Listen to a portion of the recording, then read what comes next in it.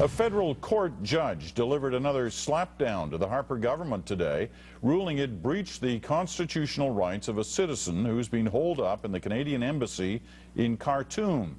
It's just the latest in a string of federal rulings scolding the government for failing to bring a Canadian home.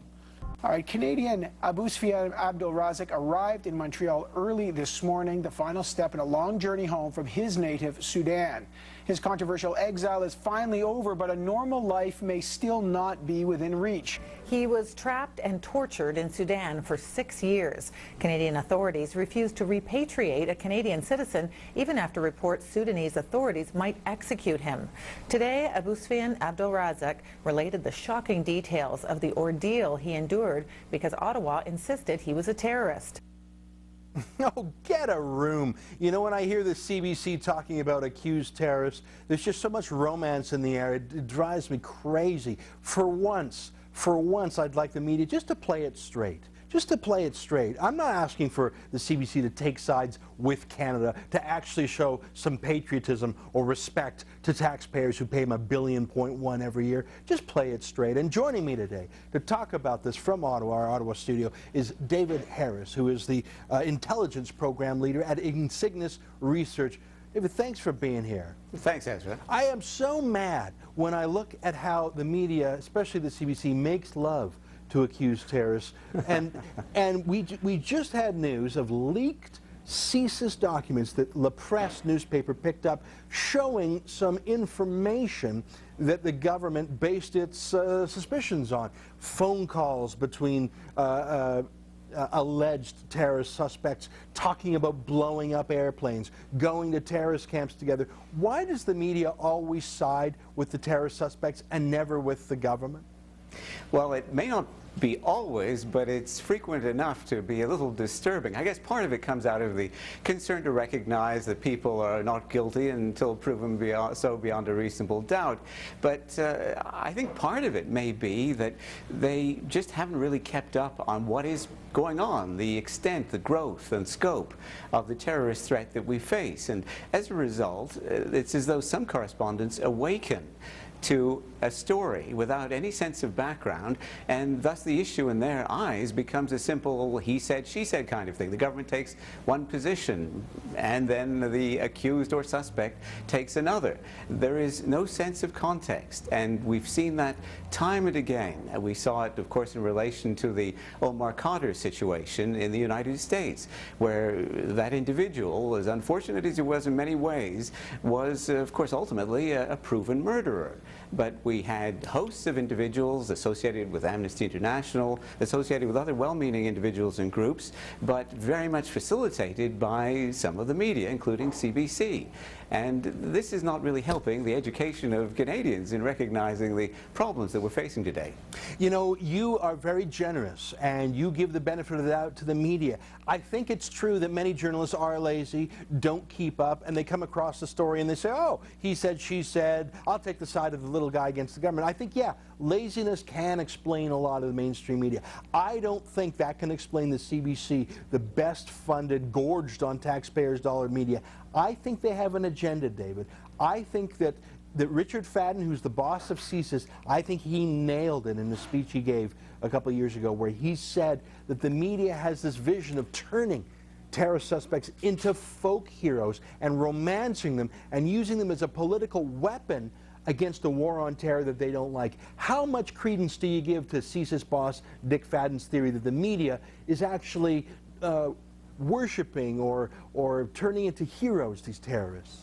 Yeah, I think there's a lot to that, and we have seen some of these episodes. I did mention the Omar Khadr issue, and there you had some elements of academe, including legal academe, coming in to reinforce this tendency, in fact to cloak it in a certain kind of mantle of intellectual respectability, which then, predictably enough, some of the journalists, including those with ideological bents in favor of this kind of thing, would grasp onto and use and perhaps even manipulate. And we've also seen an ideological tendency that can reinforce some of this. There was a recent CBC article that came out that was quite amazing and attempted to put the blame for the Norway massacre, where they did pay attention to terrorism, it seems, on Christian fundamentalism, and this long after it appears that any suggestion that Christian extremism was any kind of serious motivating element in the episode had been completely discounted.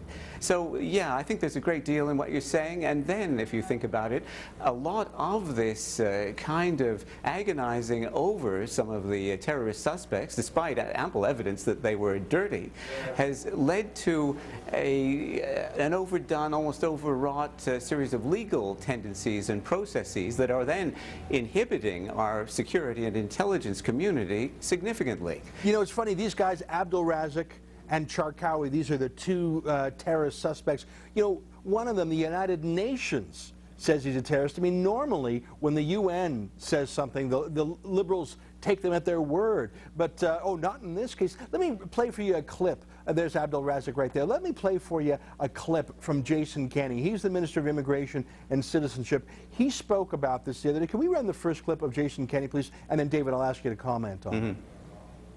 When the government takes the position that someone should be under a security certificate or that a Canadian overseas is on the UN no-fly list because of suspected membership in Al-Qaeda, when we take such positions, it's not based on a hunch, it's not based on innuendo, it's not based on speculation, it's based on very robust intelligence.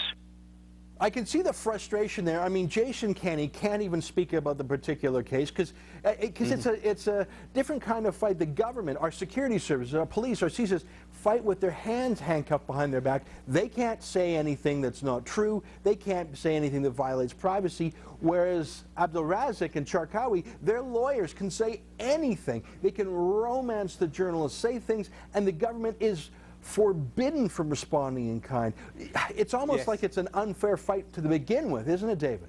Yes, and we saw exactly this, Ezra, in the course of what was the first terrorist prosecution under the new legislation, the issue of Momin Khawaja, who you may remember had been working as a software consultant in our own Department of Foreign Affairs and International Trade. And this fellow, before he was convicted, was treated to the most shining of advocacy in any number of newspapers. They were portraying him as a victim. They featured photographs taken of him some years earlier, a clean-shaven, lovely-looking fellow and all the rest, and nothing at all like the heavily bearded, rather thuggish-looking individual he emerged into before even the trial. And quotes from brothers and relatives and so on, who themselves were ultimately shown to have been, to put it politely, highly unreliable.